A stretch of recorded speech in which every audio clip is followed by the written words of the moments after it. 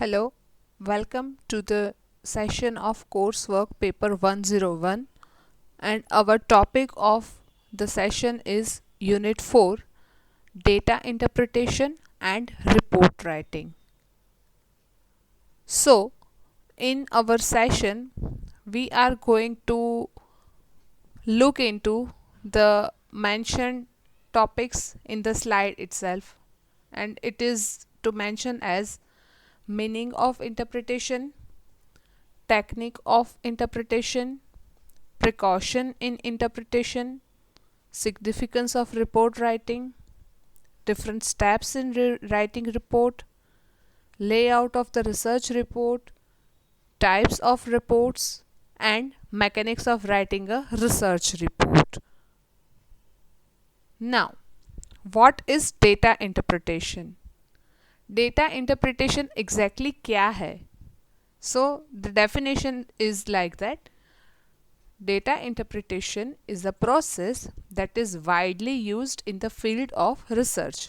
मतलब data interpretation अपने आप में एक प्रोसेस है, और ये प्रोसेस कैसा है कि जो मोस्टली और मेजरली रिसर्च के फील्ड में यूज़ किया जाता है. रिसर्च बिजनेस रिलेटेड भी हो सकता है, academic point of view related भी हो सकता है, सोशिएटल पॉइंट ऑफ व्यू भी हो सकता है, या कोई भी फील्ड का रिसर्च हो सकता है. डेटा इंटरप्रिटेशन के कुछ स्टेप्स हैं, मतलब उसका एक रजाइम है जो एक रिसर्चर को फॉलो करना होता है. It involves collecting, reviewing and drawing the process of research towards conclusions that are relevant to the topic of research. Now, what does it want to convey? So, it means कि data interpretation में first step होता है to collect the data. एक audience को target किया जाता है. Target audience मतलब ऐसा ग्रुप कि जिसके बेस पे रिसर्च के हाइपोथेसिस बनाए जाते हैं, ठीक है, और एंटायर रिसर्च उसी टारगेट ग्रुप पे बेस्ड होता है. For example, primary level school के बच्चों का एजुकेशन एटीट्यूड जानना है तो उसमें भी प्राइमरी लेवल के बच्चों का स्टैंडर्ड होता है. For example, from first to fifth standard primary level होता है, ठीक है. तो वो फर्स्ट टू फिफ्थ में से भी क्या करना होता है कि एक पर्टिकुलर स्टैंडर्ड को कैच करना होता है, ठीक है, और उस स्टैंडर्ड के कुछ स्टूडेंट्स को रिसर्च पे इन्वॉल्व करना होता है. मतलब वो जो स्टूडेंट्स हैं स्टैंडर्ड फर्स्ट के, वो हो गए टारगेट ऑडियंस. सो ये टारगेट ऑडियंस के पास से डेटा कलेक्ट किया जाता है. That is to collect the data, and that is the first step of data interpretation. Secondly, reviewing. Now, what is reviewing? Reviewing एक ऐसी टेक्निक है जो एनालिटिकल अप्रोच के साथ एसोसिएटेड होती है, ठीक है. रिसर्चर को डेटा कलेक्ट करके बैठना नहीं है, उसने आगे जाना है और वो जो डेटा उसने कलेक्ट किया है वो डेटा को एनालिटिकल पॉइंट ऑफ व्यू से रिव्यू करना है. उसके आधार पे, उसके बेस पे वो इन्फरेंसेस तक पहुंच सकता है. थर्ड स्टेप है drawing the process of research towards conclusions that are relevant to the topic of research. Collection हो गया, रिव्यू हो गया. अब उसके रिव्यू के बाद क्या होता है, तो रिसर्च है उसको एक पर्टिकुलर कंक्लूजन तक पहुंचाना होता है, एक निष्कर्ष निकालना होता है, और वो कंक्लूजन है वो रिसर्च टॉपिक पे बेस्ड होता है, उससे लॉजिकली रिलेटेड होता है.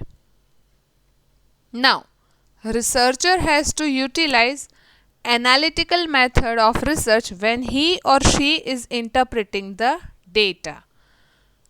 रिसर्चर ने जब डेटा इंटरप्रिटेशन के प्रोसेस में इन्वॉल्व होना होता है तो ये बहुत ही इम्पॉर्टेंट पॉइंट है that he has to use analytical method. उसका एनालिसिस क्रिटिकल होना चाहिए। जब भी वो डेटा इंटरप्रेट करता है तो वो डेटा का interpretation language no doubt simple होता है, लेकिन वो थोड़ा बहुत क्रिटिकल या एनालिटिकल होना ज़रूरी है। अब डेटा इंटरप्रिटेशन की रिक्वायरमेंट क्या है, वो इतना नेसेसरी क्यों है, इतना सिग्निफिकेंट क्यों है? So it says significance of data interpretation is notable as it provides a conceptual knowledge as well as decision taking skill. Data interpretation के ज़रिए क्या हो सकता है, हमें क्या मिलता है? So it is notable because it provides conceptual knowledge. Conceptual knowledge मतलब किस टाइप का नॉलेज होता है कि फॉर एग्ज़ाम्पल साइकोलॉजी का कॉन्सेप्ट है चाइल्ड साइकोलॉजी या चाइल्ड बिहेवियर, तो इस कॉन्सेप्ट की कुछ थियोरीज हैं, कुछ रूल्स हैं और कुछ एक्सपेरिमेंट्स हैं। तो थियोरी है वो कॉन्सेप्चुअल नॉलेज हो गई, एंड ये कॉन्सेप्चुअल नॉलेज सिर्फ और सिर्फ डेटा इंटरप्रिटेशन के बेस पे मिल सकता है। और इसके साथ साथ it provides decision taking skill also. Data interpretation skill हमारी एनहेंस करता है जो कि डिसीजन मेकिंग के साथ जुड़ी हुई होती है। So to sum up this entire slide, हम ये कह सकते हैं कि डेटा इंटरप्रिटेशन एक प्रोसेस है, number 1। Number 2, data interpretation research के फील्ड में यूज़फुल है। नंबर 3, डेटा इंटरप्रिटेशन के टोटल 3 स्टेप्स हैं: to collect the data, to make a critical analysis that is to review, and number 3, drawing the research towards conclusion. Number 3, data interpretation के दौरान researcher ने analytical method को utilise करना ज़रूरी है। And lastly, data interpretation क्यों ज़रूरी है? तो डेटा इंटरप्रिटेशन के हेल्प से, उसकी मदद से रिसर्चर को कॉन्सेप्चुअल नॉलेज मिलती है, एज वेल एज वो अपना डिसीजन मेकिंग स्किल इन्हांस कर सकता है। अब हम आगे चलते हैं।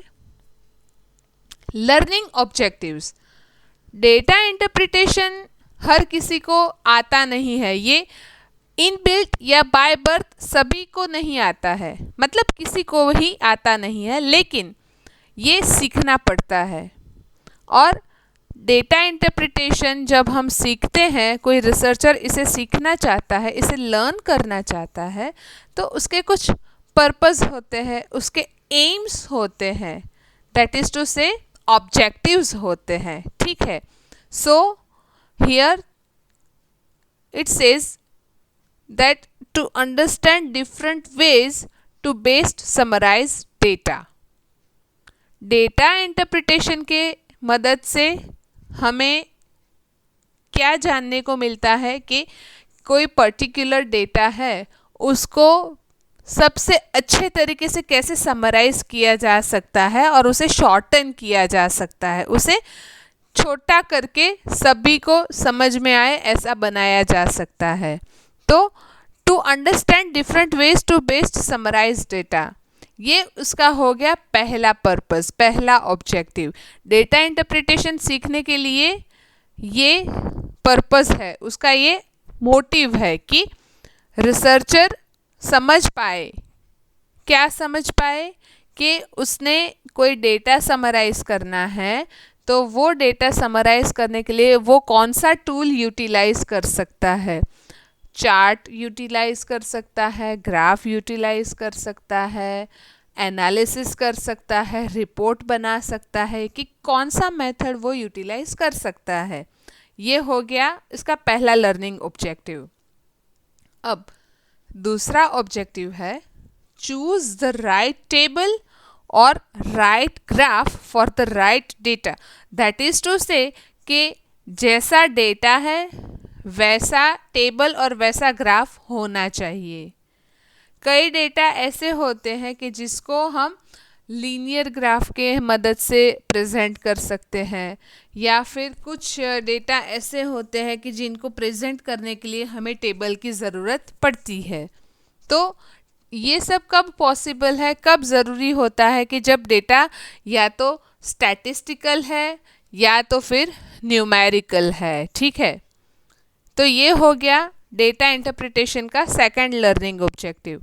अब तीसरा लर्निंग ऑब्जेक्टिव है to interpret data to consider the programmatic relevance. Data interpret करके क्या समझ में आ सकता है रिसर्चर को? प्रोग्रामेटिक रेलेवेंस के किसी भी रिसर्च के दौरान कोई डिफरेंट डिसिप्लिन्स होते हैं, डिफरेंट ब्रांचेस होती है, तो वो दो ब्रांचेस का एक दूसरे के साथ क्या कनेक्शन है वो हम डेटा इंटरप्रिटेशन के ज़रिए समझ सकते हैं। Number 4, contextual correlation between variables. Research में ऐसा भी पॉसिबल होता है कि वेरिएबल्स बहुत सारे हैं, तो कुछ वेरिएबल्स ऐसे होते हैं कि जिनके कोरिलेशंस होते हैं, जो इंटरकनेक्टेड होते हैं, और ये इंटरकनेक्टेड कौन से कॉन्टेक्स्ट में है, कौन से सेंस में है, किस तरह से इंटरकनेक्टेड है, ये रिसर्चर डेटा इंटरप्रिटेशन की मदद से सीख सकता है। And lastly there is decision making.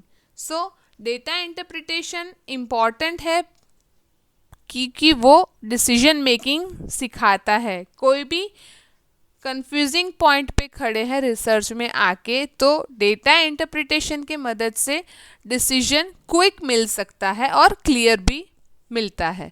So learning objectives are total 5 and they are to understand different ways to best summarize data. Number 2, to choose the right table or graph for the right data.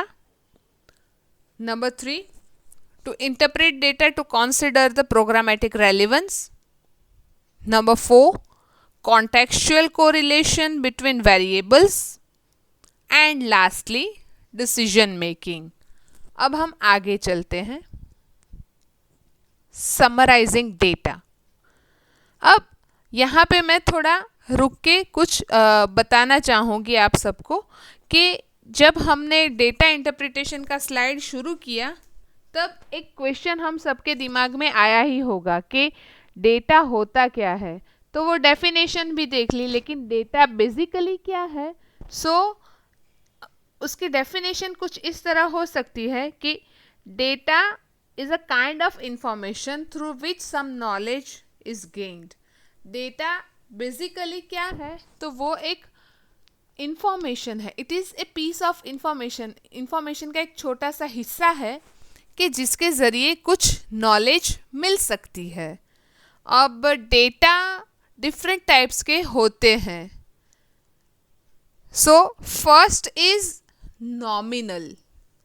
Data का first type है nominal data. Nominal data को दो सब classes में classify किया गया है, जिसमें नॉन न्यूमेरिकल डेटा है और क्वालिटेटिव डेटा है। Second type of data is ordinal data. Ordinal data has 2 सब types, that is numerical data and quantitative data. उसकी थर्ड टाइप है इंटरवल। अब इंटरवल क्या है? तो इंटरवल हमें अगर समझना है तो बेसिक लीनियर ग्राफ का नॉलेज हम रिसर्चर के पास होना ज़रूरी है। और इंटरवल अगेन क्या है? So it is a distance between numbers. दो नंबर्स के बीच का डिस्टेंस जो होता है, फॉर एग्जाम्पल 10 और 29, ये दो नंबर्स हैं, तो ये दो नंबर्स का डिस्टेंस जो है वो इंटरवल है। ठीक है। Now fourth type of data is a ratio. So ratio is similar to interval. ये रेशियो है जो फोर्थ टाइप ऑफ डेटा, वो इंटरवल से सिमिलर है, उससे थोड़ा बहुत मिलता जुलता है and it is absolute zero. Ratio में परसेंटेज नहीं होती है, और अगर परसेंटेज है भी तो वो एब्सोल्यूट ज़ीरो होती है, उसमें कोई फ्रैक्शन होने की पॉसिबिलिटीज़ बहुत कम है। नाउ हम हमारे पॉइंट पे आते हैं कि टेबल्स और चार्ट्स एंड ग्राफ्स, अभी डेटा को समराइज करना क्यों इम्पॉर्टेंट है। So it is not necessary कि डेटा हर किसी के समझ में आ जाए अगर उसको इंटरप्रेट नहीं किया गया है तो। फॉर एग्जाम्पल, जिसे ग्राफ की नॉलेज नहीं है, उसको सिर्फ ग्राफ दिखा के बता दिया कि भाई ये डेटा है, तो वो समझ ही नहीं पाएगा। So to solve this confusion, data को इंटरप्रेट करना, डेटा को समराइज करना इम्पॉर्टेंट है। ग्राफ के नीचे उसका थोड़ा बहुत डिस्क्रिप्शन मिल जाता है, तो जिसे ग्राफ की नॉलेज नहीं है वो इंटरप्रिटेशन के ज़रिए, वो नीचे ग्राफ के नीचे जो समरी लिखी गई है उसके ज़रिए ग्राफ को इंटरप्रेट कर सकता है और समझ भी सकता है कि ग्राफ का थीम क्या है, ग्राफ का पर्पस क्या है। So the first tool to summarize the data is tables. Okay, now what is table? So table is the simplest way to summarize data. Table है वो डेटा को समराइज करने का सबसे आसान तरीका है। And data is presented as absolute numbers और परसेंटेजेस। टेबल में क्या किया जाता है कि जो डेटा है उसको न्यूमेरिकल फॉर्म में प्रेजेंट किया जा सकता है, या तो फिर परसेंटेज के फॉर्म में भी उसको प्रेजेंट किया जा सकता है। अब आगे चलते हैं। Charts and graphs. Charts and graphs क्या है, ये हमने मैथ्स में पढ़ा है कहीं कहीं पे कि पाई चार्ट्स होते हैं। ग्राफ हमने शायद पढ़े होंगे तो टेबुलर ग्राफ होते हैं, फिर लीनियर ग्राफ्स होते हैं। ठीक है, तो ये सब बेसिक नॉलेज हमें है, लेकिन ग्राफ और चार्ट एग्जैक्टली क्या है वो भी पता होना ज़रूरी है।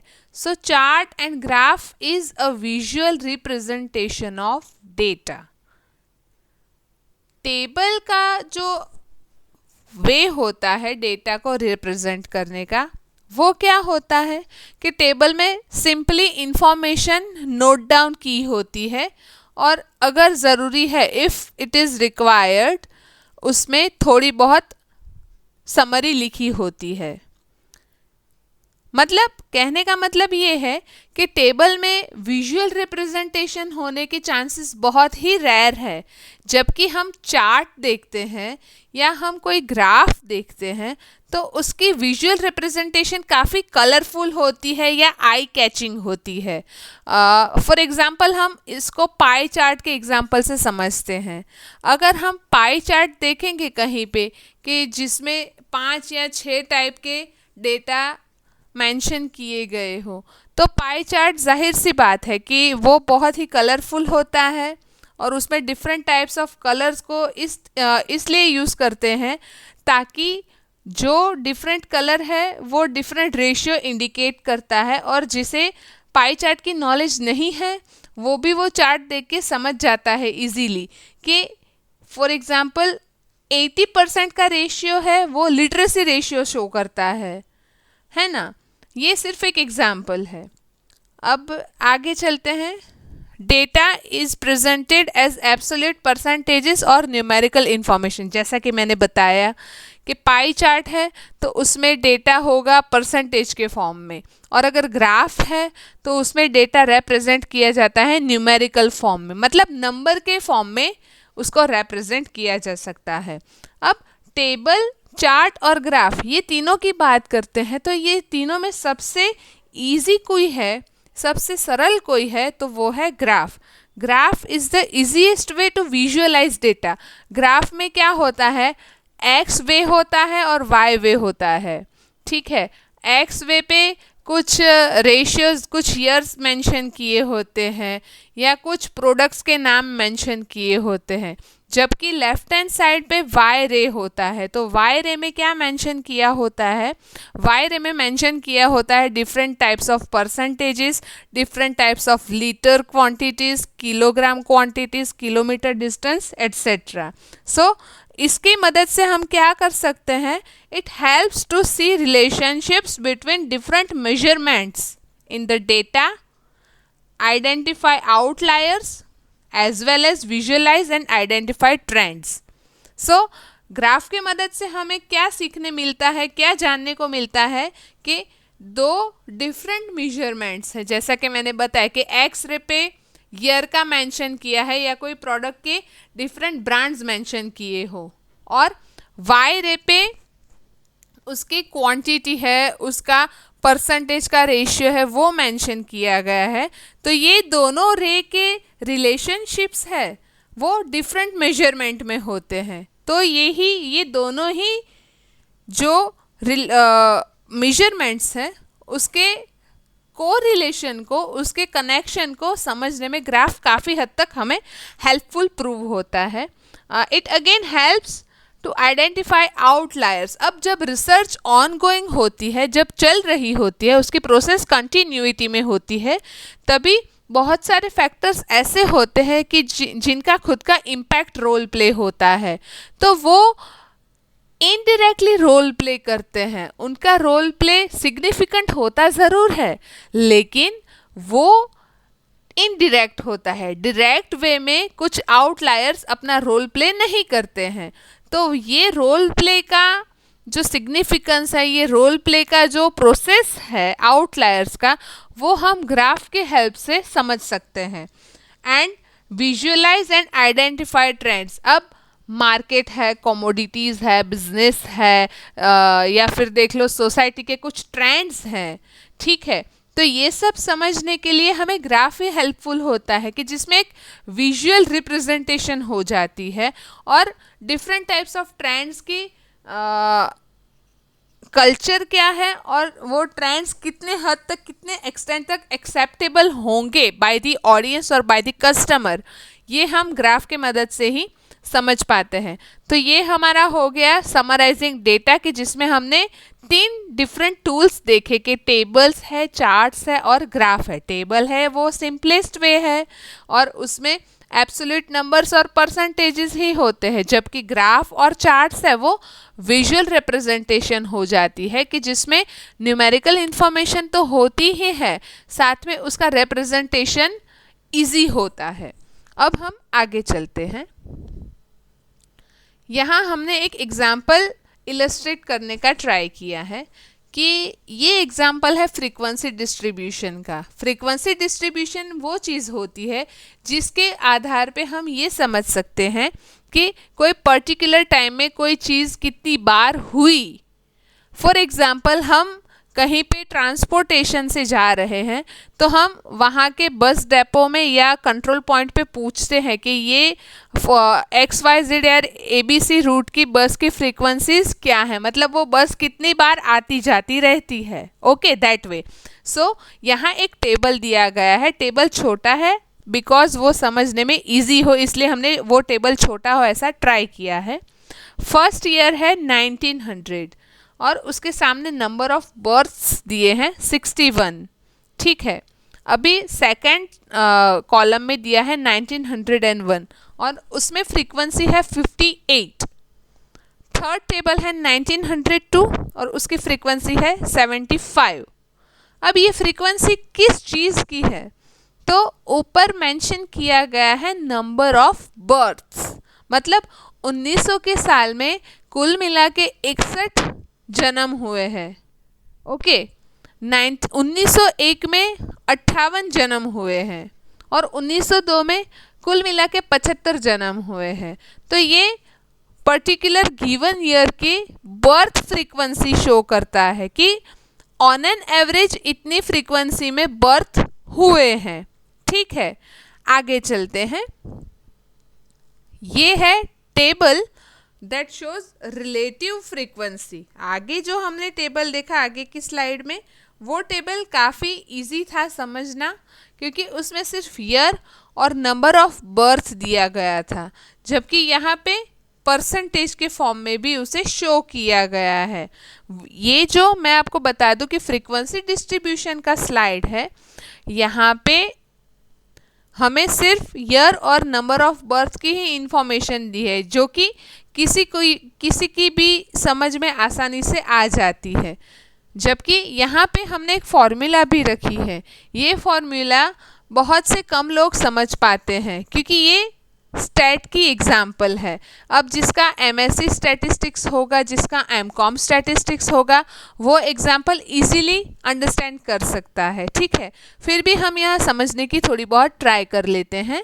फर्स्ट रो में हमें ईयर का रेशियो दिया है, जो रेंज होता है 1900 से लेके 1909 तक।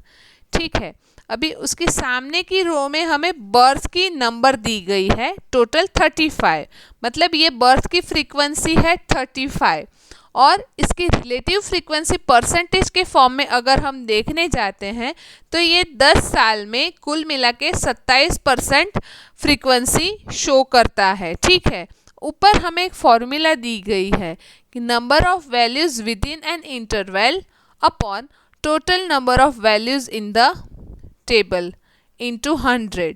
ठीक है, तो इंटरवल ऊपर आएगा और नीचे के भाग में आता है total number of values in the table.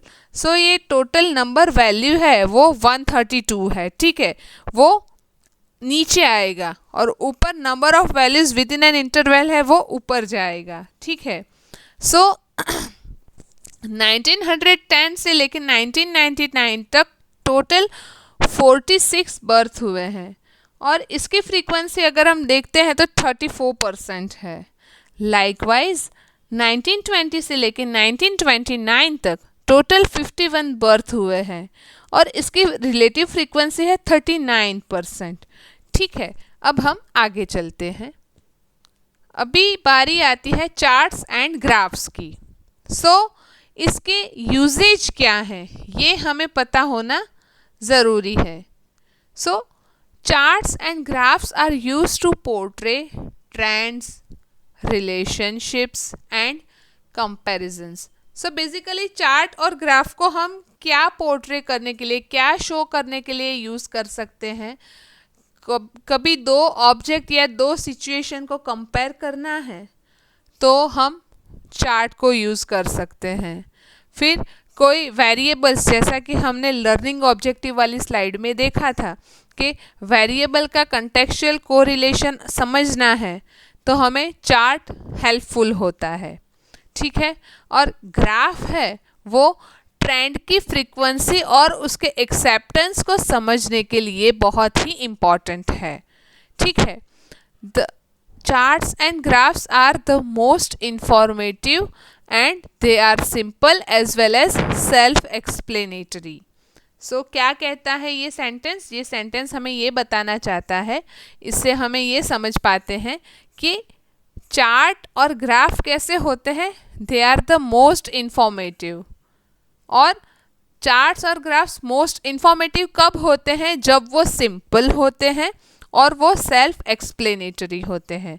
कहने का मतलब ये है कि चार्ट्स और ग्राफ्स में जो इन्फॉर्मेशन होती है वो सिंपल होती है, भले ही वो विजुअली रिप्रेजेंट की गई हो, लेकिन वो सिंपल होती है, किसी की भी समझ में आसानी से आ सकती है। And they are self explanatory.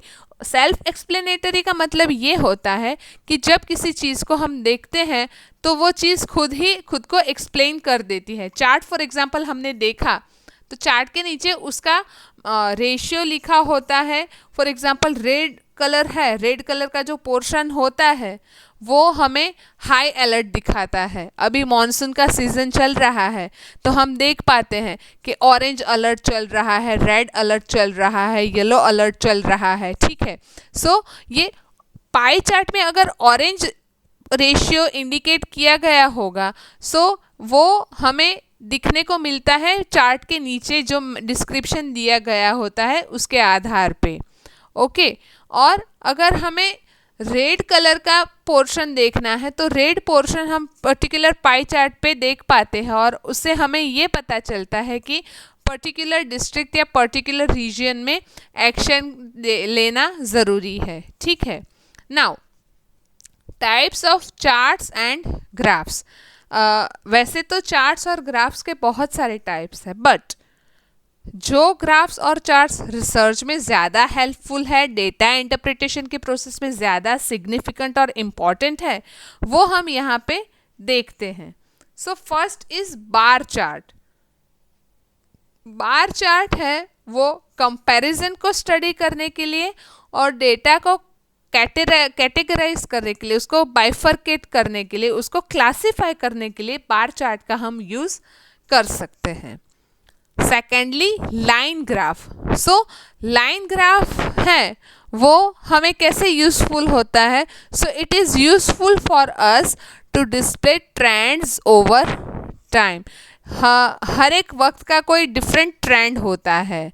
ठीक है. सो वो डिफरेंट टाइम के डिफरेंट ट्रेंड्स को समझने के लिए line graph is very crucial and it is again easy as well as self explanatory, जैसा कि हमने ऊपर देखा.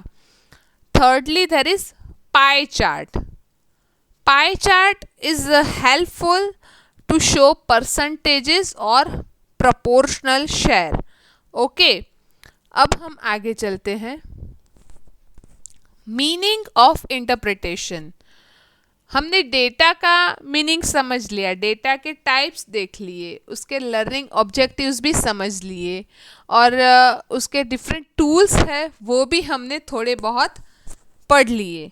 लेकिन अब आगे चलते हैं तो आगे क्या है? इंटरप्रिटेशन का मतलब. ठीक है. सो meaning of interpretation. Interpretation refers to the task of drawing inferences from the collected facts after an analytical or experimental study. ठीक है. So हम इसको easy way में समझते हैं. What is interpretation? So interpretation is the task. वो एक activity है. किस चीज़ की एक्टिविटी है? Of drawing inferences. मतलब ड्राइंग इन्फेरेंसेस का मतलब होता है कंक्लूजन्स, निष्कर्ष, रिसर्च की, संशोधन की भाषा में. ठीक है. सो ये इंटरप्रिटेशन है वो एक टास्क है कि जिसके मदद से हम कंक्लूजन तक पहुंच सकते हैं. लेकिन कंक्लूजन तक पहुंचने के लिए प्री रेक्विसाइट क्या है? The collected facts. So interpretation is a task of drawing inferences of conclusions from the collected facts after an analytical or experimental study. Interpretation है वो एक टास्क है और वो टास्क ऐसा है कि जिसके अंदर हम कंक्लूजन निकाल सकते हैं, कुछ निष्कर्ष निकाल सकते हैं और ये निष्कर्ष हमें जो डेटा हमने कलेक्ट किया है, जिसको हमने रिव्यू किया है और जिसके अंदर हमने एनालिटिकल मेथड अप्लाई किया है, उसके आधार पे हमें इन्फेरेंस अचीव होता है. ठीक है. अब आगे चलते हैं तो आगे interpretation is the device through which the factors that seem to explain what has been observed by the researcher in the course of the study can be better understood, and it also provides a theoretical conception which can serve as a guide for further research. अब research एक ऐसा process है कि जो on going होता है. अब ऐसा होता नहीं है कि फॉर एग्ज़ाम्पल केमिस्ट्री के सब्जेक्ट में कोई टॉपिक पे रिसर्च हो गई तो उसके ऊपर फिर से रिसर्च नहीं होगी, ये नहीं होगा. फर्दर रिसर्च ऑन गोइंग होता ही है. It's a continuous process. So interpretation is a device through which the factors that seem to explain what has been observed by researcher in the course of the study. इसको हम fragment करके समझने का प्रयास करते हैं. So interpretation basically is the device. ये एक टूल है थ्रू विच के जिसके ज़रिए the factors that seem to explain what has been observed by the researcher. एक ऐसा टूल है, एक ऐसा मेथड है कि जिसके ज़रिए जो रिसर्चर ने ऑब्जर्व किया है, उसने सर्च किया है और उसने जो डिस्कवर किया है वो फैक्टर्स समझाने का एक ज़रिया है interpretation, and that can be better understood. अब ये फैक्टर्स है, वो फैक्टर्स हम सिर्फ और सिर्फ इंटरप्रिटेशन की हेल्प से ही अच्छे से समझ पाते हैं। And it also provides a theoretical conception. Interpretation की मदद से क्या मिलता है, एक थियोरेटिकल कंसेप्शन मिलता है। थियोरी होती है कोई टिपिकल, कोई पर्टिकुलर, तो उसका कंसेप्ट क्या है, उसका बेस नॉलेज क्या है, उसका बेस लाइन क्या है, वो इंटरप्रिटेशन की मदद से ही मिल सकता है, which can serve as a guide for further research. So again interpretation क्या हेल्प करता है, it can serve as a guide for further researcher. जो डेटा इंटरप्रेट किया गया है वो इंटरप्रिटेशन के आधार पे भी आगे अगर भविष्य में किसी रिसर्चर को रिसर्च करना है तो वो रिसर्चर टिपिकल पॉइंट पे रिसर्च कर सकता है। सो आज के लिए इतना ही। जब हम नेक्स्ट मिलेंगे तभी थोड़ा आगे जाएंगे और उसके पहले हम रिवाइज कर लेंगे।